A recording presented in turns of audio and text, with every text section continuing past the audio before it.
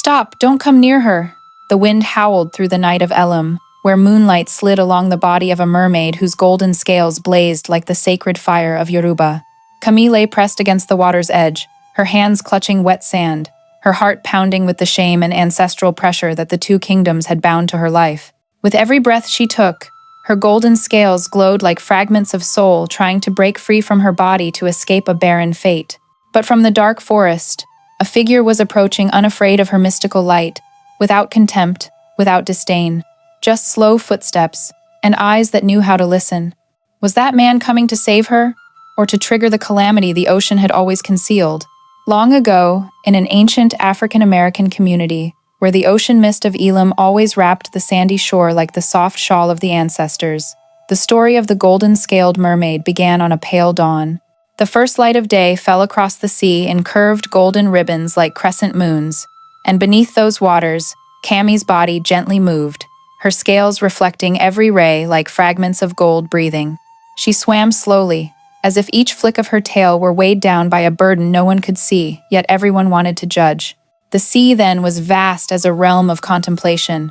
Small waves slid over her body, brushing her radiant scales as if to comfort, but the pain inside was something the ocean could not wash away.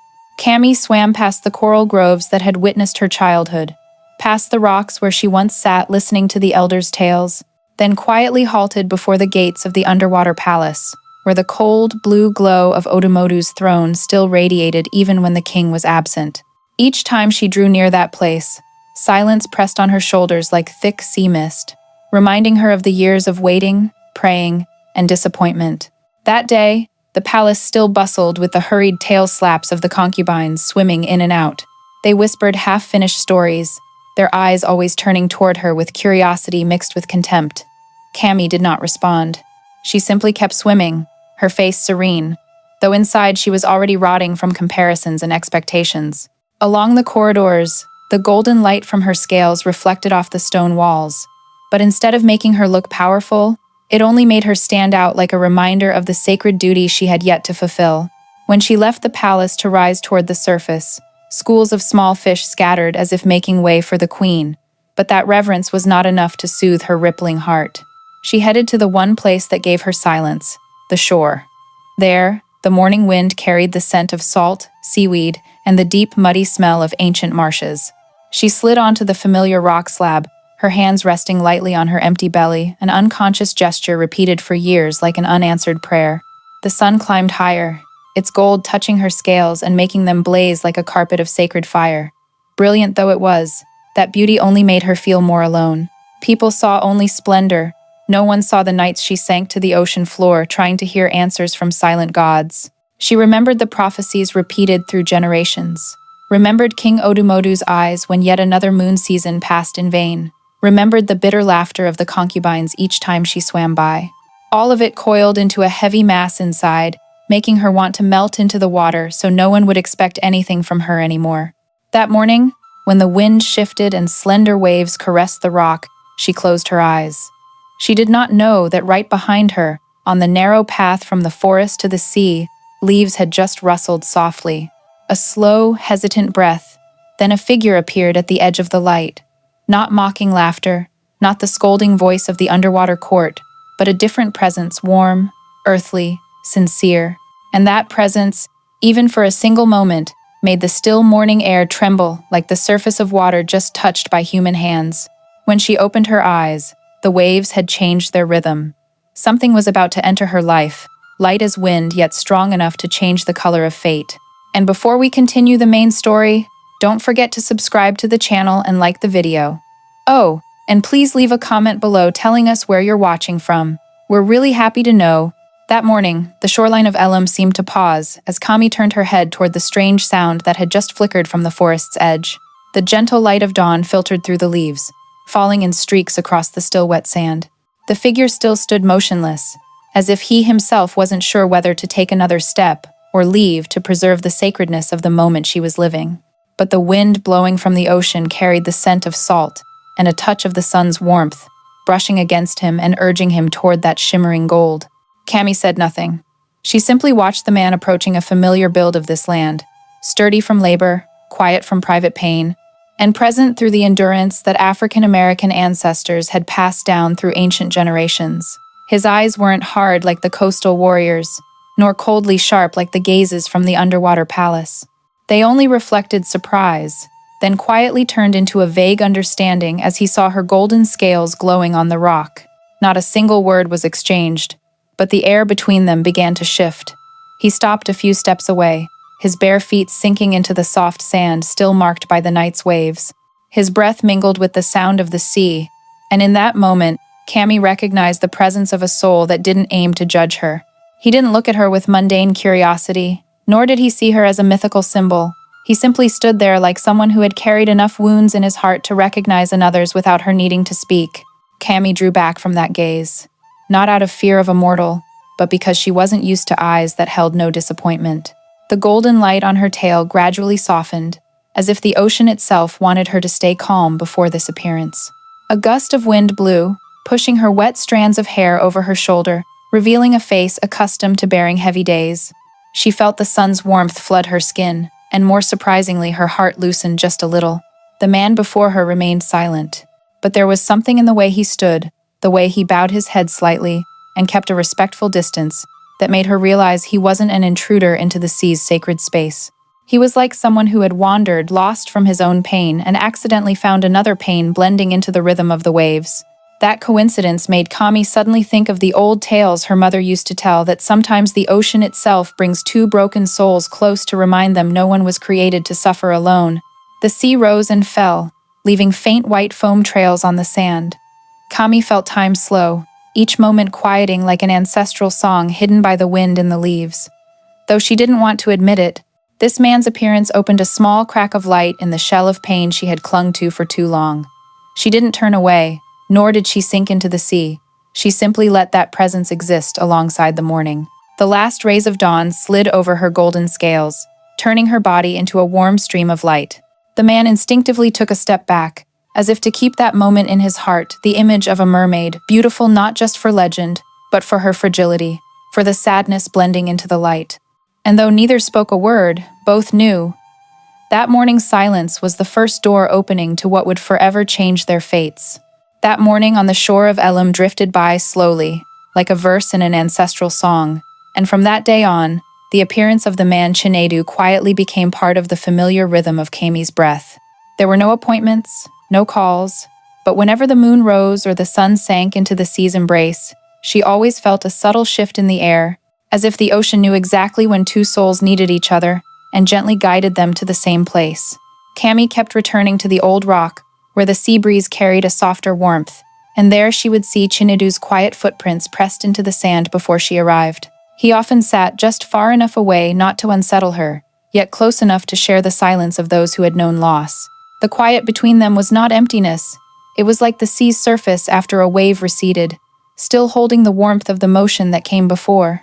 Time passed, and Kami realized she swam to the shore more often, not just to escape the whispers of the underwater palace, but to find the rare peace of having someone exist without hurling any demands at her.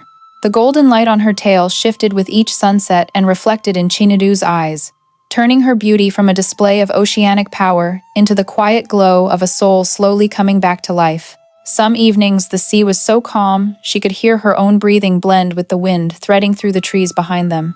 In those moments, she felt the change inside her, clearly a sensation, like deep, year-old sorrow, leaving her body bit by bit, leaving behind a soft emptiness she didn't dare name. She only knew that when Chinedu's gaze touched her, something rose in her heart like a warm current flowing from the ancient seafloor. Little by little, Kami began telling the sea things she had never told anyone, not in words, but in the way she let her face relax, her shoulders loosen, the way the light in her golden scales blazed not as a shield but as her own true breath. And the sea, with its age-old embrace, mirrored it all back in waves as soft as arms folding around her. But what she didn't know was that every night she came ashore, another pair of eyes watched her from afar, sharp, jealous, and soaked in intent. Isima, the most ambitious of the concubines in the underwater palace, had noticed the change in Kami's comings and goings. She memorized every small movement of the golden-scaled queen, every disappearance from the palace, and inside Isima, a dark ember smoldered and began to flare. While Cami found peace, the undercurrents beneath the water started to stir. Something was preparing to shatter this stillness like the first faint crack of a secret buried too long. While Cami still found a fragile peace on the boundary between land and sea, deep in the heart of the underwater palace, a silent surge was rising like a current quietly building into a storm. Isima, her eyes sharp as coral thorns, had tracked every disappearance of the golden-scaled queen. Each afternoon, Cami left the palace earlier than usual. Each evening, she returned one wave beat later, all of it etched into Isima's growing suspicion. The blazing glow of Cami's golden scales when she came back after those quiet nights only fueled Isima's irritation, for that light no longer faded as before but burned in a strange new way, as if years of sorrow had been replaced by something else, something Isima could not accept. The underwater palace had always been a place of hushed ancient prophecies, of reverence for the first queen, but now the dim corridors thickened with lurking tension. Isima was not the only one who noticed the change. The other concubines, though they didn't grasp the root cause, felt that the golden light of Cami's scales was no longer the sharp edge of hurt, but carried the soft rhythm of hope. That unsettled them. They were used to a queen brought low, not one slowly returning to light. Meanwhile, Cami remained unaware of the eyes swirling after her. Each time she left the palace for the familiar rock, her heart grew a little lighter, as if an invisible hand were untying knots that had bound her for years. She felt the sea soften as she swam through it, accepting the new radiance growing inside her. Even the sky above the surface seemed brighter, wider, more open. On high moon nights, when she rose to the surface and saw Chinedu sitting on the sand, she sensed a nameless bond quietly swelling. Not rushed love, but the tie between two souls who had just recognized each other after too much absence. Sometimes all she needed was to see his shadow on the still water, to calm her heart. In that gentleness, the golden scales on her tail glowed stronger each night. Like light the ocean had held back for her all this time and was finally returning. But the sea has never been a place that lets secrets sleep. One night, as Cami left the underwater palace, Isima followed from afar, close enough to hide her breath, close enough to see every flicker of the golden scales. She saw Cami rise to the surface, saw the gold blend with moonlight, saw the shadow of a man waiting, and in that instant, a cold target locked into place in Isima's heart. Not because she loved King Odumadu, not because she believed the prophecy, but because that blazing light was not allowed to become something she herself had never possessed. When Cami placed her hand on the familiar rock and let the water cradle her tail, she did not know that from the ocean's darkest depths, a gaze was tracking her like a blade poised to stab the golden light kindling in her life. And from that moment, the undercurrents at the seafloor would begin to shift in a way that could not be undone. And now, dear viewers, please pause for a moment to hit subscribe before we continue the main story, but only if you truly feel for what I'm sharing here. And leave a comment below to let me know where you're watching from and what time it is right now. It's fascinating to see people from all over the world joining us. That night, the sky over Elam was darker than usual, as if the stars themselves were holding their breath to see how far the waves of fate would turn. Cami swam to the surface in silence, her golden scales beneath her tail glowing soft like amber melting in water. She didn't know that behind her, at depths where light couldn't reach, Isima was still watching every movement with the cold sharpness of a soul heavy with envy. When her body touched the surface, the night air wrapped around her with a pleasant coolness. On the sand, Chinedu's shadow appeared first long, deep, and still like the root of an ancient tree forgotten by time. He stood there, unmoving, but his presence was enough to part the sea gently on either side, clearing space for a moment, about to touch her heart. Cami drew closer, letting her radiant golden tail slide onto the wet rock slab. No words were spoken, but that silence carried the weight of something taking shape deeper than comfort, more enduring than being understood. Not rushed infatuation, but the recognition of two souls who had endured too much loneliness. Wind blew through the trees behind them, making a sound like the songs of old mothers from the southern riverbanks, lullabies that cradled children with both pain and hope. Cami closed her eyes gently, feeling the night of Elam like an embrace she had waited her whole life for. Inside her, something was changing, a new beat, a new sap of life, a warmth beginning to spread from her chest, down to her belly, like sun-warmed currents. She opened her eyes when she clearly felt the subtle shift in her body. Not pain, not fear, but the presence of a budding life.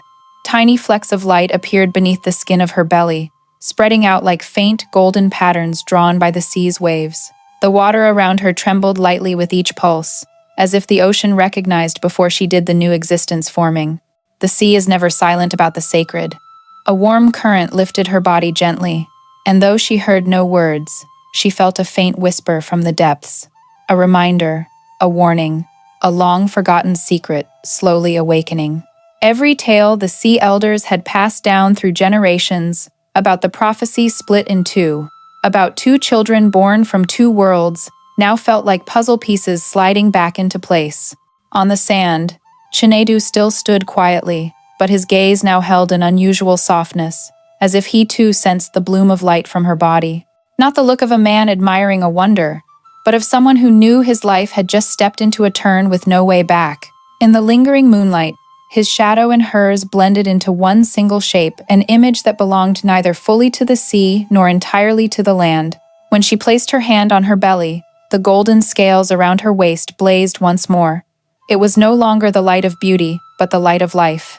The ocean stirred, the air changed rhythm, waves crashed against the rock a little harder, like the sea's confirmation that what was happening would not only alter Kami's fate, but that of both kingdoms. And from far away, deep enough that only the most ancient souls could hear, a fragile cracking sound rang out, signaling that the secret of the twin prophecy was about to rise again, sweeping along everyone involved. The night of Elam slowly closed like a silent water door, but the story of Cami and the golden light in her belly kept spreading like ripples that refused to stop.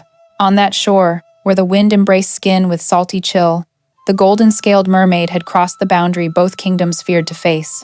She had let her heart choose the path no one dared take, and because of that, the ocean answered with a sacred gift no throne could grant. As Kami cradled the life growing inside her, the world around shifted color. Waves lapped at the ancient rock like softly singing an old song. Small winds slid across the sand as if foretelling a new era about to awaken. No one knew what would come when the twin children of the prophecy were truly born, one from the sea, one from the human world, but everyone sensed the old balance cracking, like ancient stone finally yielding to a new current. Her story reminds us that sometimes love is not escaping fate, but standing tall amid the great waves to choose what the heart knows is right. It reminds us that every wound, no matter how deep, can heal when it meets the right light. And it reminds us that no tradition is stronger than compassion, no prophecy more sacred than truth spoken at the right moment. If you felt something in this story, whether pain, hope, or just a faint tremor in your heart, leave a comment to let me know where you're watching from and what time it is right now. Don't forget to subscribe to the channel, and if the story touched you, share it with your friends and family in the United States. Who knows, one of them might have a heart waiting to be illuminated by a story like this. And if you want to hear part 2, let me know. I'm still here, ready to continue telling it with you.